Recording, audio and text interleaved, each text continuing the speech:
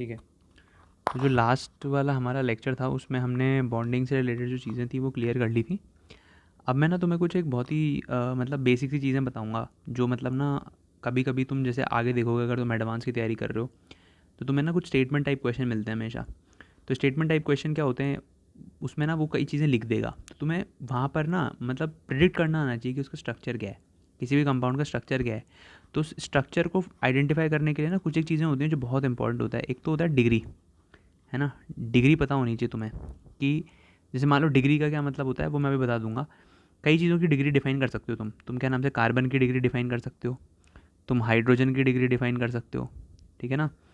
तुम हेलोजन की degree define कर सकते हो, ठीक है। तुम अल्कोहल की डिग्री डिफाइन कर सकते हो, तुम अमीन्स की भी डिग्री डिफाइन कर सकते हो। तो ये कुछ एक ऐसी चीज़ें होती हैं ना जिनके बारे में तुम्हें इन्फॉर्मेशन पहले से होनी चाहिए। क्यों? क्योंकि जो एडवांस का पेपर होता है या जो मेंस का पेपर भी होगा, मेंस में तो खैर मुश्किल है, बट एडवांस के पेपर में तुम्हें ना कई बार कुछ स्टेटमेंट देता है। वो तुम्हें बोलता है कि भाई तुम्हारे पास एक कंपाउंड है जो कि क्या नाम है C6H6 ऐसा करके कुछ कंपाउंड है। अब तुम्हें पता होना चाहिए कि C6H6 क्या है, तुम्हें इसे प्रेडिक्ट करना आना चाहिए। तो इसके लिए ना कुछ एक चीज़ें हमें पता होनी चाहिए, जैसे हमें डिग्री पता होनी चाहिए, ठीक है। हमें इसके बारे में, खैर इसमें डिग्री का यूज़ नहीं होगा, बट हमें डिग्री का थोड़ा बहुत आइडिया होना चाहिए कि डिग्री क्या होती है, ठीक है ना। डिग्री क्या हो सकती है, फिर तुम देखते हो डिग्री ऑफ अनसेचुरेशन क्या हो सकता है, या डबल बॉन्ड इंडेक्स क्या हो सकता है, ठीक है। ये सब चीज़ें हैं जो मैं तुम्हें अब इसमें लाइन से बताऊंगा। और एक तुम्हारे पास बहुत इंपॉर्टेंट चीज़ होती है जिसको जो होता है फंक्शनल ग्रुप आइडेंटिफिकेशन। अब देखो कई लोग क्या होता है ना, जैसे तुम किसी कोचिंग वगैरह में जाते हो या ऐसा कुछ है तो वो तुम्हें फंक्शनल ग्रुप के नाम पे इतने सारे फंक्शनल ग्रुप याद करा देते हैं ना कि तुम एक तरीके से, मैंने मतलब लिटरली मैंने देखा है बच्चों को फंक्शनल ग्रुप रटते हुए। उसी कोई ज़रूरत नहीं है, मैं तुम्हें कुछ बहुत ही सिंपल क्या नाम है 17-18 फंक्शनल ग्रुप बता दूंगा। बस वही फंक्शनल ग्रुप अगर तुम्हें दिमाग में रह जाते हैं ना तो मोर देन इनफ है, ठीक है। बाकी सारे फंक्शनल ग्रुप इतने काम में नहीं आएंगे, और जो हैं भी वो यही हैं मेन, ठीक है ना। होंगे भी अगर एक एक तो रह भी जाते हैं तो ऐसे कोई परेशान होने की बात नहीं है, वो धीरे धीरे कवर हो जाते हैं, ठीक है ना। तो तुम अभी, क्योंकि अगर मान लो तुम स्टार्टिंग में हो या बाद में भी हो, तो तुम्हें इन चीज़ों का अगर तुम्हें पता है तो तुम ये स्टेटमेंट टाइप वाले क्वेश्चन जो है वो कर सकते हो। ज़्यादा टाइम ख़राब किए बिना हम लोग एक काम करते हैं ना, पहले डिग्री से स्टार्ट करते हैं कि भाई डिग्री का मतलब क्या है। तो देखो डिग्री का क्या मतलब है कि कोई भी ग्रुप है ना वो कितने कार्बन आइटम से जुड़ा हुआ है ये उसकी डिग्री से हम पता लगा सकते हैं। कोई भी ग्रुप हो, जैसे मान लो, तो जैसे मान लो मैं सबसे पहले स्टार्ट करता हूँ कार्बन के साथ में, ठीक है। तो कार्बन की डिग्री का क्या मतलब है, it is the number of carbon atoms, it is the number of carbon atoms to which a carbon atom is attached, ठीक है। तो मतलब जैसे मान लो कि मुझे किसी कार्बन आइटम की डिग्री बतानी है, तो मुझे सिंपल सा ये बता देना है कि वो कितने कार्बन से जुड़ा हुआ है। ये बहुत बार यूज़ होगा, जैसे अभी तुम अगर जीओसी वगैरह यहीं से पढ़ते हो, तुम्हें क्या नाम से देखोगे तो वहाँ पे तुमने 3 डिग्री 2 डिग्री इनके बारे में पढ़ा होगा, ठीक है ना। तो वो मैं तुम्हें बताऊँगा। तो जैसे जैसे मैं कहना क्या चाहता हूँ, सपोज़ मैंने ऐसा बनाया कि मेरे पास एक कंपाउंड है जिसके अंदर मैं ऐसा बना रहा हूँ। देखो हाइड्रोजन लगा लेना अपने हिसाब से, यहाँ पे तुम जानते हो CH3 होगा, CH3 होगा, CH3 होगा, ठीक है, मैं बता देता हूँ। अब सपोज़ मैं तुमसे पूछूं कि भाई ये वाला जो कार्बन आइटम है, बीच वाला जो कार्बन आइटम है जो ग्रीन कलर से मैंने अभी बनाया है, वो सपोज़ यहाँ पर भी मेरे पास में CH3 ही है, ठीक है। अब मैं तुमसे पूछूं कि भाई ये जो बीच वाला कार्बन आइटम है जो ग्रीन कलर से है वो कितने कार्बन से जुड़ा हुआ है, बताओ। वो इससे भी जुड़ा हुआ है, इस वाले कार्बन आइटम से जुड़ा हुआ है, इस वाले कार्बन से जुड़ा हुआ है, इस वाले कार्बन से जुड़ा हुआ है। बताओ ये कितने कार्बन जुड़ा हुआ है, 4 से। तो बस ये 4 डिग्री हो जाएगा। अब यहाँ पर एक चीज़ ध्यान रखना, 1 डिग्री कार्बन आइटम को हम लोग बोलते हैं प्राइमरी, ठीक है ना। क्या बोलते हैं, प्राइमरी। 2 डिग्री कार्बन आइटम को हम लोग बोलते हैं सेकेंडरी। अब ध्यान रखना ये केवल कार्बन आइटम के लिए वो नहीं है, क्या कहते हैं, वैलिड नहीं है। 1 डिग्री का मतलब प्राइमरी ही होगा, चाहे वो अल्कोहल हो, चाहे अमीन हो, और चाहे वो कार्बन आइटम हो, ठीक है ना। तो अभी ध्यान रखना 1 डिग्री प्राइमरी होता है, 2 डिग्री सेकेंडरी होता है, और 3 डिग्री का मतलब होता है टर्शरी, टर्शरी, और 4 डिग्री का मतलब होता है क्वाटरनरी, ठीक है। तो अगर मान लो मैं तुमसे पूछ रहा हूँ कि ये वाला कार्बन आइटम 4 डिग्री है तो इसका मतलब ये कैसा है, क्वाटरनरी है, ठीक है। ये तुम्हें पता आना चाहिए कि ये जो बीच वाला कार्बन आइटम है जो हमने ग्रीन कलर से मार्क किया था वो एक्चुअली 4 डिग्री है। 4 डिग्री का क्या मतलब है, वो मतलब कि ये ग्रीन वाला कार्बन आइटम कितने कार्बन आइटम से सराउंडेड है या कितने कार्बन आइटम से बॉन्डेड है, ठीक है। तो जैसे मान लो अब यहाँ पर मैं ना तुम्हें इस वाले कार्बन आइटम के बारे में पूछूं कि भाई बताओ ये वाला कार्बन आइटम कितने कार्बन से जुड़ा हुआ है, तो ये केवल एक ही कार्बन आइटम से जुड़ा हुआ है। कौन से वाले से? इस वाले से। ठीक है। तो ये एक 1 डिग्री कार्बन आइटम है, या फिर ये क्या कहलाएगा? ये एक प्राइमरी कार्बन आइटम है। ठीक है ना, ये चीज़ हमें समझ में आ जानी चाहिए। सिमिलरली मान लो अगर मैं यहाँ पे एक छोटा सा चेंज कर देता, क्या चेंज कर देता कि यहाँ पे कार्बन रखता, यहाँ हाइड्रोजन रखता, यहाँ CH3 रखता, यहाँ CH3 रखता, और यहाँ पर भी CH3 रखता। मतलब मैंने एक मिथाइल ग्रुप हटाया CH3 और उसकी जगह हाइड्रोजन लगा दिया। अब मैं तुमसे पूछूं कि भाई ये काम करो, इस वाले कार्बन आइटम का मुझे डिग्री बता दो। तो देखो ये कितने, ये वाला जो कार्बन आइटम है वो कितने कार्बन आइटम से जुड़ा हुआ है? 1, 2 और 3। क्योंकि ये 3 कार्बन आइटम से जुड़ा हुआ है तो ये 3 डिग्री कहलाएगा। इसको हम लोग क्या बोल सकते हैं? Tertiary carbon atom. ठीक है, ये बात ध्यान रख लेना। सिंपल है, जिस कार्बन को तुम इन्वेस्टिगेट कर रहे हो वो कितने कार्बन आइटम से जुड़ा हुआ है, वही उसकी डिग्री होती है। ठीक है, चलो डिग्री ऑफ कार्बन आइटम तुम्हें समझ में आ गया होगा। अगला हम लोग देख लेते हैं डिग्री ऑफ हाइड्रोजन आइटम। ठीक है, अगला देख लेते हैं degree of hydrogen atom. Degree of H atom. ठीक है, तो इसके लिए हम लोग लिख सकते हैं कि it is the number of carbon atoms that are bonded to the carbon atom to which the hydrogen under investigation is attached।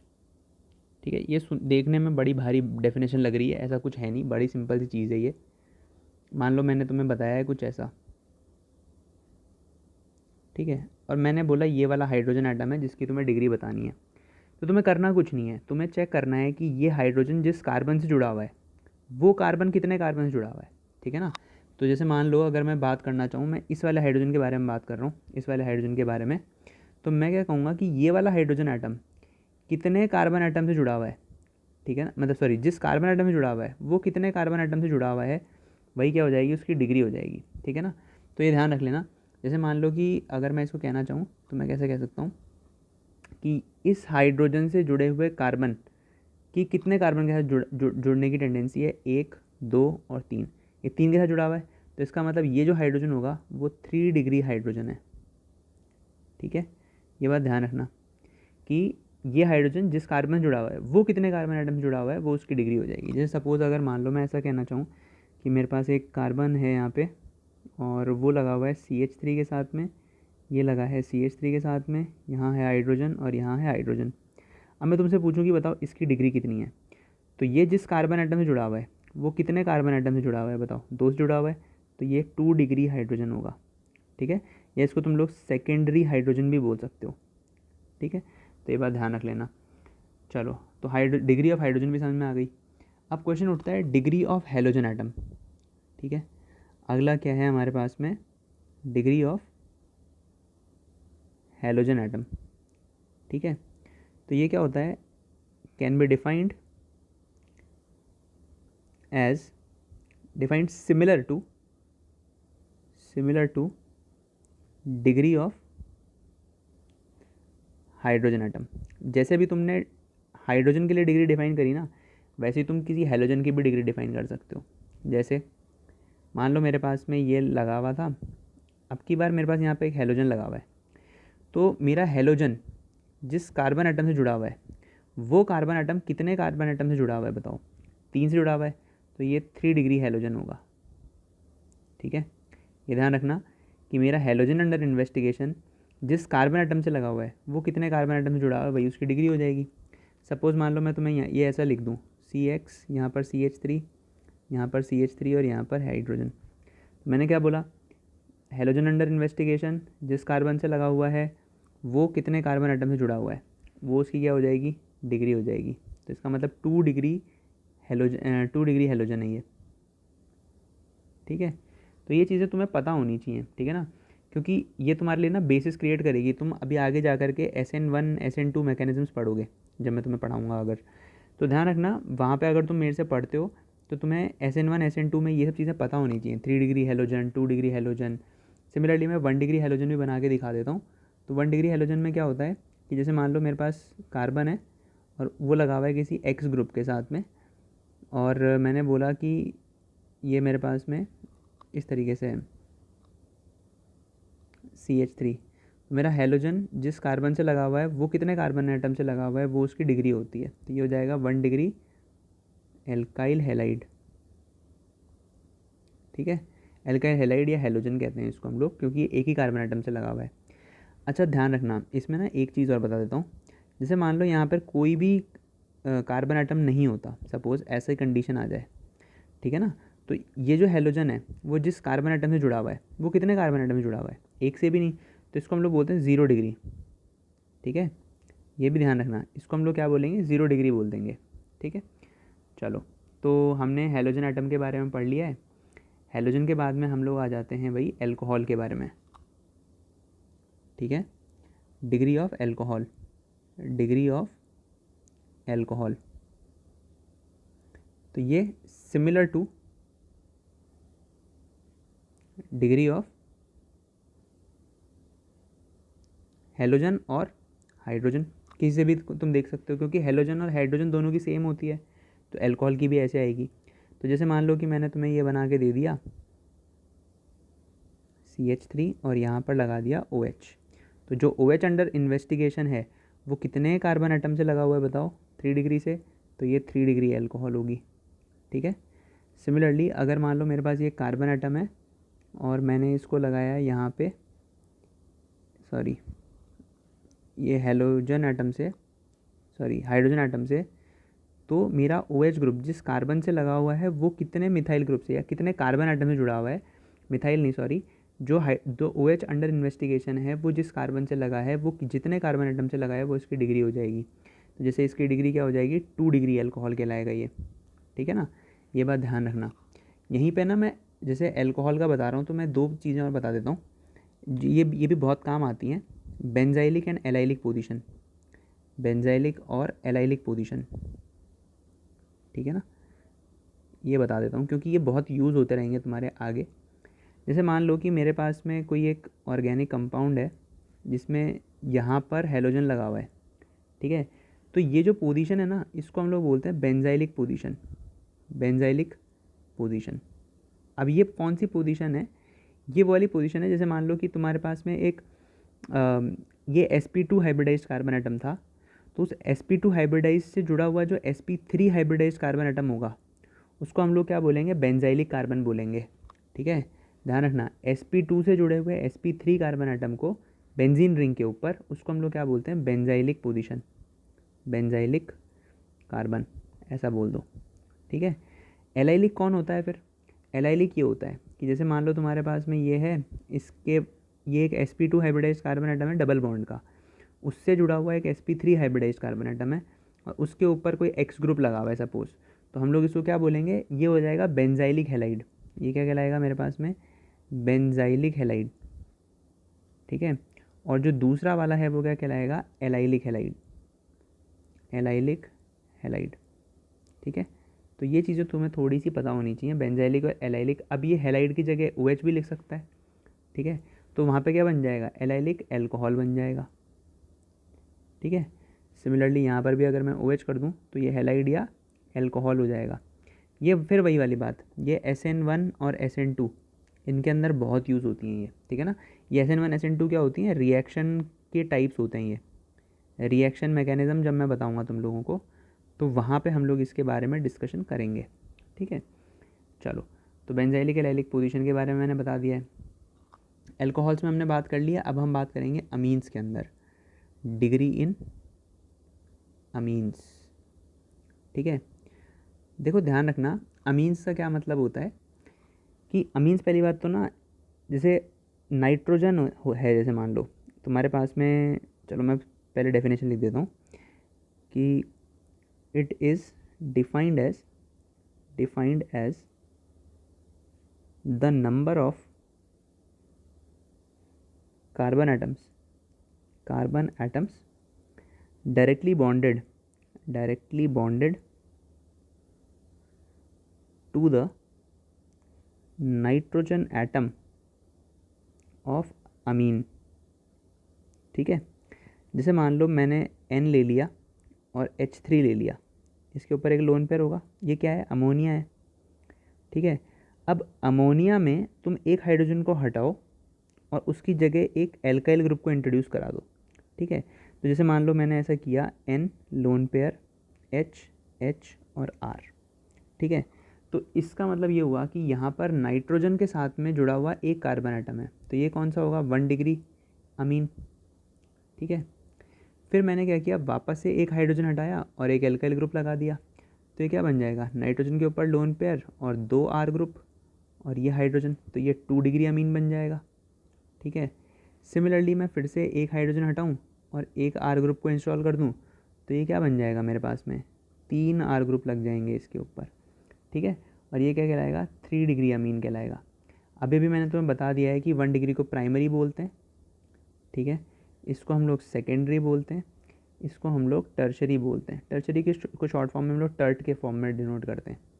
अब देख लो, ये एक्चुअली क्या होता है, जैसे मान लो तुमने 3 डिग्री अमीन ले लिया, तो जो 3 डिग्री अमीन है ना, उसके अंदर अगर मैं एक R ग्रुप और ऐड कर दूँ, तो ये R ग्रुप कैसे ऐड होता है वो मैं बता देता हूँ पहले तो ये एक सेकेंड, जैसे मान लो ये मैं लिख लूँ, तो चार R ग्रुप लग जाएंगे और नाइट्रोजन के ऊपर पॉजिटिव चार्ज आ जाएगा। ठीक है, अब ये पॉजिटिव चार्ज कैसे आया, ये तुम्हें समझ में आ जाएगा। क्यों बताओ, ग्राउंड स्टेट में नाइट्रोजन के पास कितने लोन पेयर होते हैं, कितने इलेक्ट्रॉन होते हैं, 5।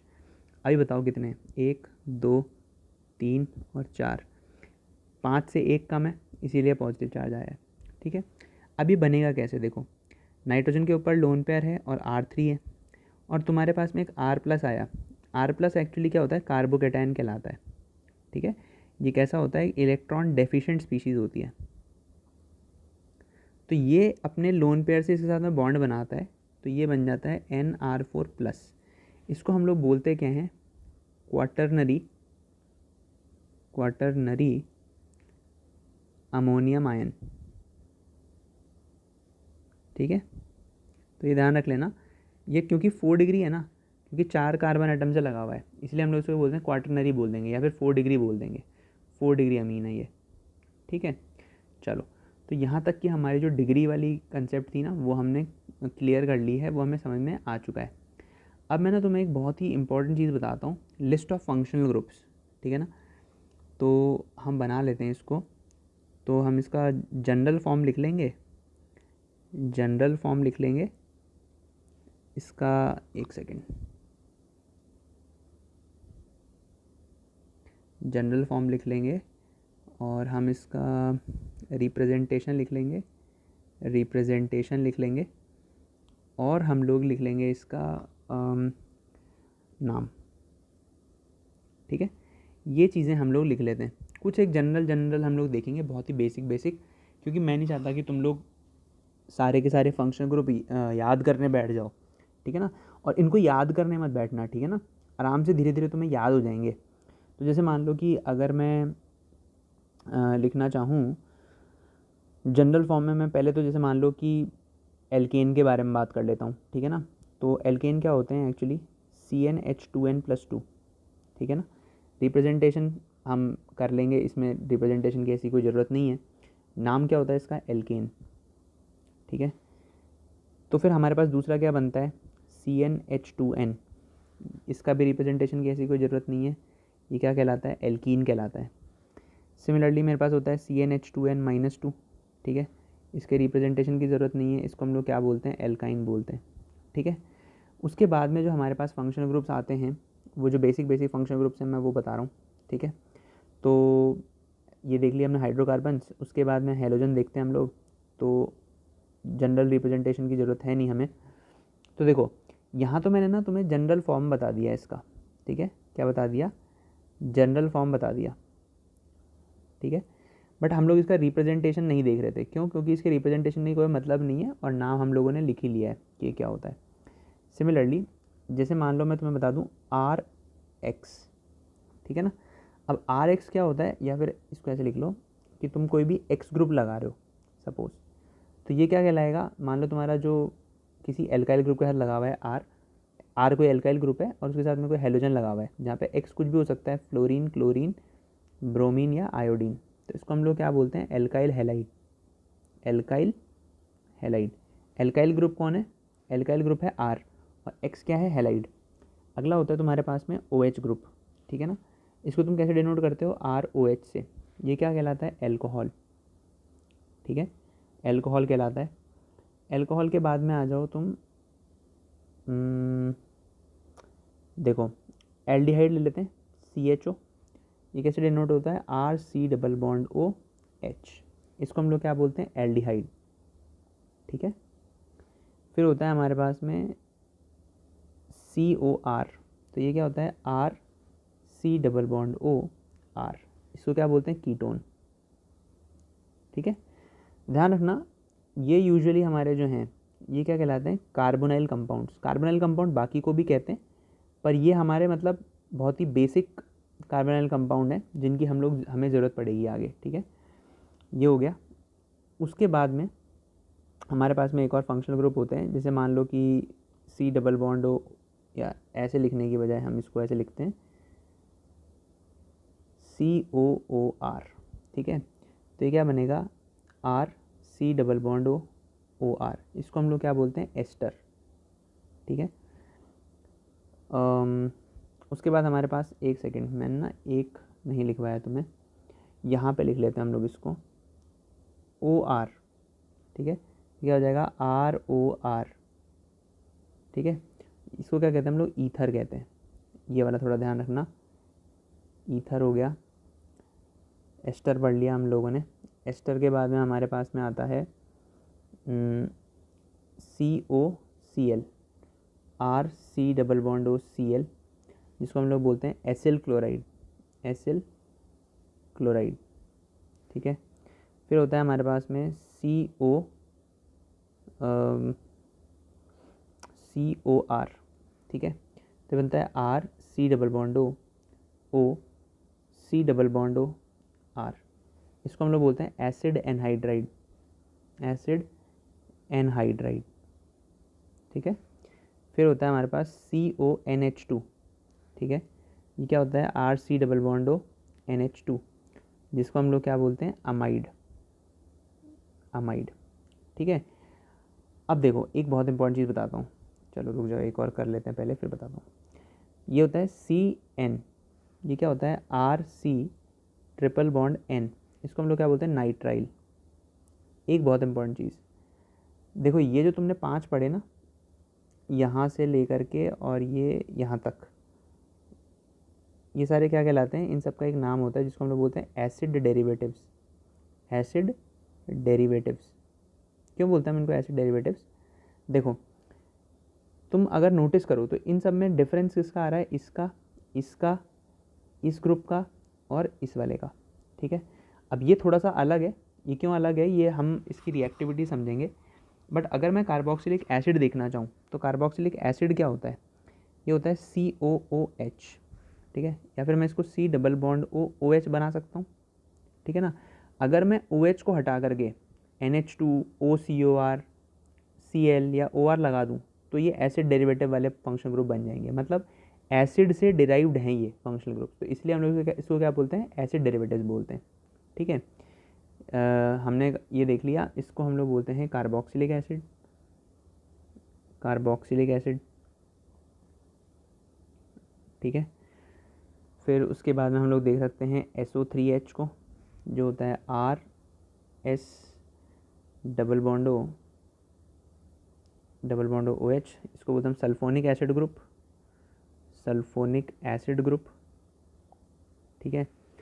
उसके बाद में हम लोग देख सकते हैं NO2, ठीक है, R N double bond O, इसको हम लोग बोलते हैं नाइट्रो ग्रुप, नाइट्रो ग्रुप। अब देखो एक और चीज़ ध्यान रखना, जैसे तुम लोग एल्कोहल बोलते हो ना, वैसे एक होता है SH, जैसे ROH था ना, उसकी जगह मैंने RSH लिख दिया, तो इसको हम लोग क्या बोलते हैं, थायोल, ठीक है। सिमिलरली SR अगर मैं ले लूँगा तो ये क्या हो जाएगा, RSR, ये क्या हो जाएगा, थायो ईथर। जैसे तुमने ईथर पढ़ा था वैसे क्या बन गया, थायो ईथर बन गया, ठीक है। तो ये ध्यान रखना, ये कुछ एक फंक्शनल ग्रुप्स हैं जिनको अगर तुम ध्यान रखोगे। अच्छा, एक बहुत इंपॉर्टेंट बात बता दूँ मैं, देखो जैसे ध्यान रखना, अगर ये चीज़ ना यूजुअली लोग बाग नहीं ध्यान रख पाते, बट मैं बता देता हूँ कि अगर मान लो तुम्हें ऐसे दिया हुआ है ROH और एक तुम्हें दिया हुआ है ये, ठीक है, तो ये फिनॉल है, ठीक है, और ध्यान रखना ये क्या है, सिंपल एल्कोहल है। इन दोनों को ना हम लोग दो अलग अलग फंक्शनल ग्रुप मानते हैं, ये तुम्हें ध्यान रखना पड़ेगा कि these are two different functional groups, these are different functional groups. ये बहुत ही इंपॉर्टेंट है, कई लोगों को ये ध्यान नहीं होता तो वो क्या कर नहीं पाते आंसर। जैसे मान लो अगर मैं तुम्हें दो वो दे दूँ कंपाउंड, अगर तुमने वो पढ़ा है फंक्शनल ग्रुप आइसोमर पढ़ा है, तो सपोज़ मैंने एक कंपाउंड ये दे दिया और एक कंपाउंड में दे रहा हूँ तुम्हें